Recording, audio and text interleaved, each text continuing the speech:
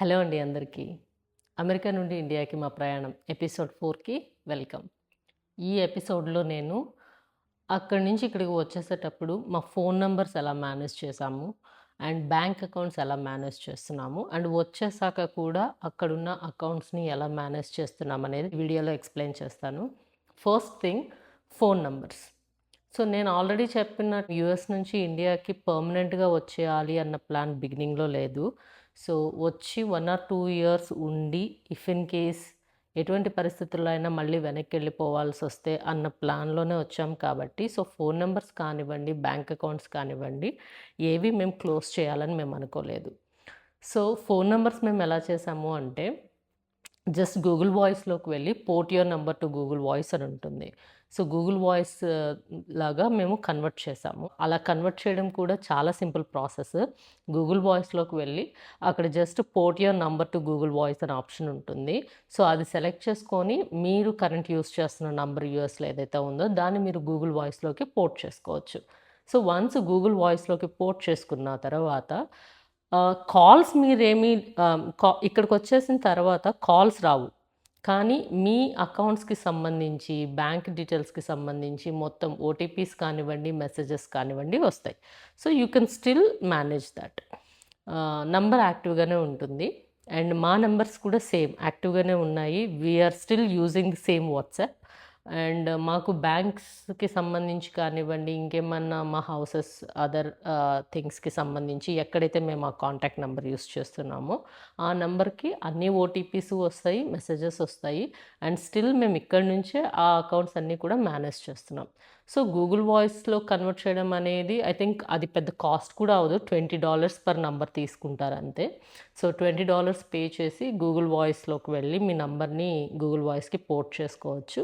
Same emails, same OTPs and messages, మీకు ఎటువంటి ఇబ్బంది ఉండదు అండ్ ఎట్లాంటి ఇంటరప్షన్ లేకుండా మీ అకౌంట్స్ అన్నీ కూడా ఇక్కడి నుంచే మేనేజ్ చేసుకోవచ్చు. అండ్ బ్యాంక్ అకౌంట్స్ మేము ఎలా చేసాము అని అంటే మేము ఫస్ట్ డిసైడ్ అయిన తర్వాత దెన్ మేము బ్యాంక్ వాళ్ళని అప్రోచ్ అయ్యి మా ప్లాన్ వాళ్ళకి చెప్పినప్పుడు మీరు పర్మనెంట్గా వెళ్ళిపోవడం లేదు కాబట్టి సో మీరు క్లోజ్ చేయాల్సిన అవసరం లేదు, మీరు అక్కడికి వెళ్ళి కూడా మేనేజ్ చేసుకోవచ్చు. సేమ్ అగైన్ మీ కాంటాక్ట్ నెంబర్ ఏదైతే ఉందో అంటే ఇన్ఫర్మేషన్ పర్పస్ కోసం ఏదైతే మీరు యూస్ చేస్తున్నారో అదే యాక్టివ్గా ఉండేటట్లు చూసుకోండి అంతే అన్నారు. సో మేము ఆల్రెడీ గూగుల్ వాయిస్కి అది పోర్ట్ చేసాం కాబట్టి బ్యాంక్కి సంబంధించిన ఎటువంటి ఓటీపీస్ కానివ్వండి, ట్రాన్సాక్షన్ డీటెయిల్స్ కానివ్వండి, ఇవంతా కూడా మాకు స్టిల్ వీ గెట్ మెసేజెస్ కదా. సో కాబట్టి అది పెద్ద ప్రాబ్లం కాదు అని అన్నారు. ఇక్కడి నుంచే మేనేజ్ చేసుకోవచ్చు అని చెప్పారు. సో అలాగా బ్యాంక్ అకౌంట్స్ అన్నీ కూడా ఇంకా యాక్టివ్గానే ఉన్నాయి, ఏది మేము క్లోజ్ చేయలేదు. అండ్ ఇక్కడ ఎప్పుడైతే ఫోన్ నెంబర్ని అలా గూగుల్ వాయిస్కి పోర్ట్ చేసుకున్నామో మేము ఇక్కడికి వచ్చిన తర్వాత బ్యాంక్కి సంబంధించి ఏదైనా ఇంపార్టెంట్ ఓటీపీస్ ఉన్నా, మెసేజెస్ ఉన్నా మాకు అవి గూగుల్ వాయిస్ ద్వారా మెసేజెస్ వస్తాయి, అలర్ట్స్ వస్తాయి. సో దాన్ని బట్టి మేము రియాక్ట్ అవుతాం. అండ్ క్రెడిట్ కార్డ్స్ ఎలా చేసాము అని అంటే కొన్ని అన్నెసెసరీవి ఇంకా ఇవి యూస్ చేయము అనుకున్నవి అక్కడ ఉన్నప్పుడే క్లోజ్ చేసేసాము. కొన్ని క్రెడిట్ కార్డ్స్ ఉంటాయి కదా, long tenure credit cards, so అవి మేము క్లోజ్ చేయలేదు. అవి క్లోజ్ చేయకుండా అవి యాక్టివ్గానే ఉంచుకున్నాము. అండ్ అవి ఎటువంటి ఇంపాక్ట్ పడదా ఇండియాకి వచ్చిన తర్వాత అని అంటే క్రెడిట్ కార్డ్కి సంబంధించి ఎటువంటి ఇంపాక్ట్ పడదండి. All you need again same contact information ఉండాలి అంతేను.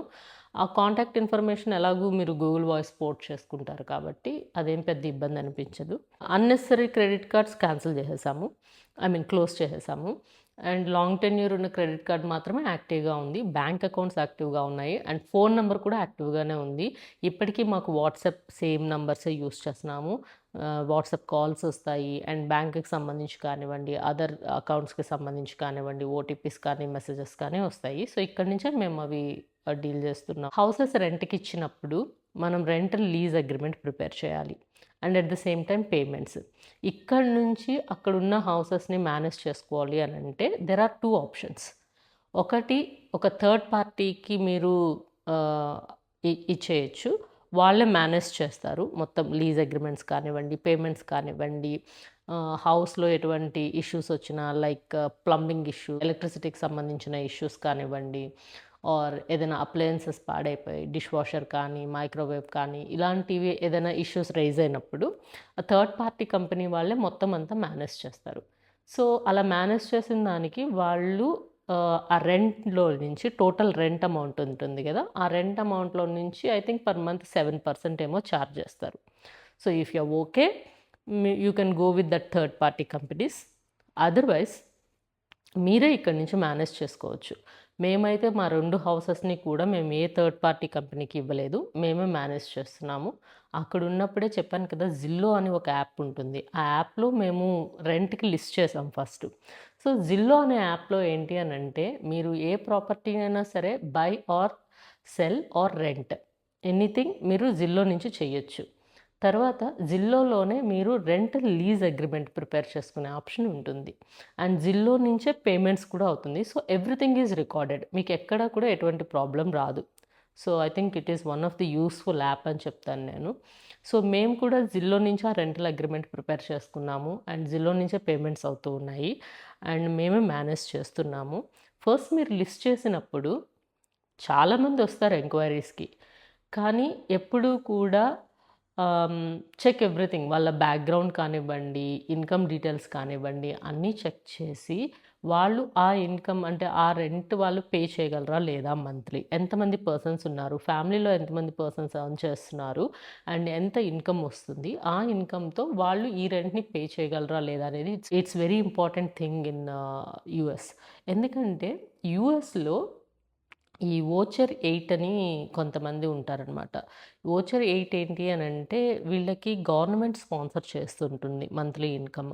సో, అంటే వాళ్ళు కట్టలేరు అని కాదు. ఇప్పుడు ఎప్పుడైనా మనము ఒక ప్రాపర్టీని మనం రెంట్‌కిచ్చేటప్పుడు మనం చూసేదేంటి? మనకి మంత్లీ రెంట్ ఎటువంటి ఇబ్బంది లేకుండా ప్రాపర్టీని ఎట్లాంటి డ్యామేజ్ లేకుండా ప్రాపర్టీ మంచిగా ఉండాలి. And at the same time monthly మన రెంటల్ ఇన్‌కమ్ మనకొచ్చేసేయాలి. సో, ఇలా ఎట్లాంటి లిటిగేషన్స్ లేకుండా ఉండే క్యాండిడేట్స్‌నే మనం సెలెక్ట్ చేసుకుంటాం కదా! సో, అమెరికాలో ఏంటంటే ఈ వోచర్ 8 క్యాండిడేట్స్ ఇవన్నీ చేస్తారని కాదు. But there are some people. వాళ్ళెలా అంటే గవర్నమెంట్ స్పాన్సర్‌షిప్ మీద వాళ్ళు ఉంటారు.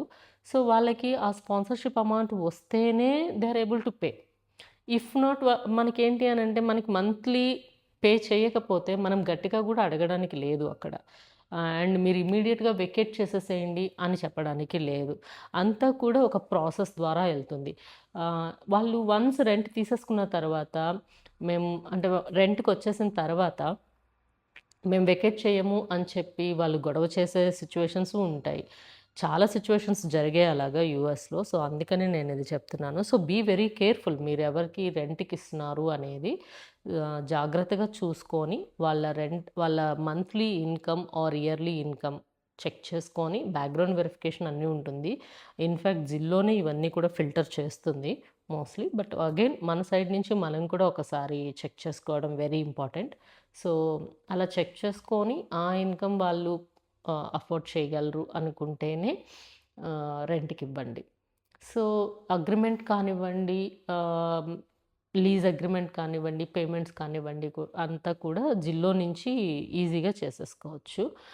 తర్వాత మనం అక్కడున్నప్పుడు హౌస్‌లో ఎవరైనా రెంట్‌కున్నారు. వాళ్ళకేదైనా ఇష్యూస్ వచ్చాయి. లైక్ ప్లంబింగ్ ఇష్యూ వచ్చింది ఆర్ ఎలక్ట్రిసిటీ ఇష్యూ వచ్చింది. లేదా హౌస్‌లో ఏవైనా అప్లయెన్సెస్ పాడైపోయాయి. వాటిని రీప్లేస్ చేయాలి. లేదా సర్వీస్ చేయించాలి.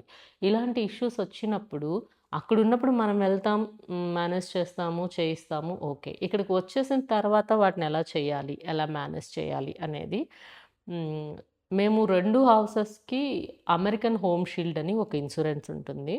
అది మంత్లీ $30 పే చేయాలి. సో, దాంట్లో ఇవన్నీ కూడా కవర్ అవుతాయి. మనం రిక్వెస్ట్ రైజ్ చేశాము అనంటే వాళ్ళ పర్సన్ వస్తారు.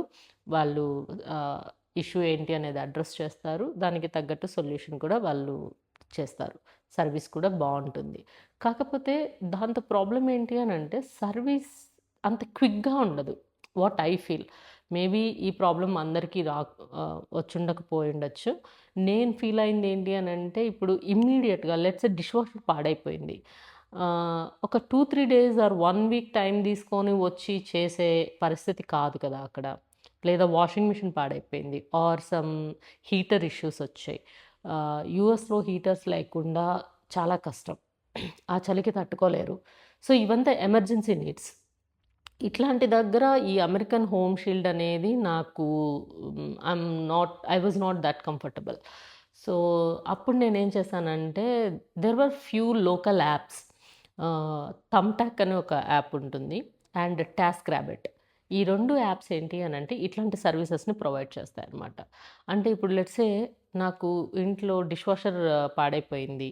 సో థమ్టాక్‌లోకి వెళ్తే అక్కడ ఈ డిష్ వాషర్ సర్వీస్ చేసే పర్సన్స్ ఆల్రెడీ వాళ్ళు సైన్ అప్ అయి ఉంటారు.